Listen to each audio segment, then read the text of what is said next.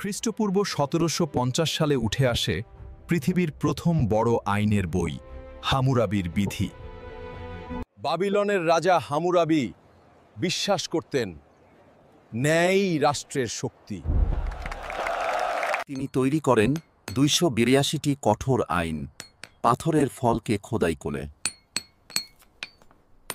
প্রতিটি আইন লেখা ছিল কিউনিফর্ম লিপিতে, যা তখনকার ভাষার শক্তি। এই আইন সবাইকে জানাতে পুরোহিতরা মন্দিরের সামনে উচ্চস্বরে পড়ে শোনাতেন।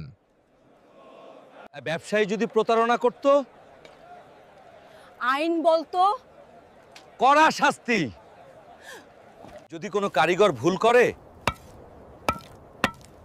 তারও ছিল দায়বদ্ধতা। বিচারকরা আইন অনুযায়ী প্রতিটি মামলার সিদ্ধান্ত দিতেন।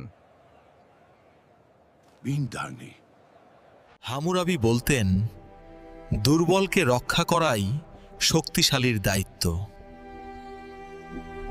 এই আইন অন্যায় কমানোর চেষ্টা করেছিল, যদিও আজকের দৃষ্টিতে তা কঠোর।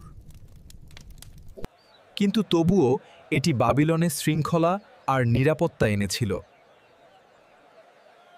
হামুরাবির বিধি শেখায় আইনই সমাজের ভিত্তি।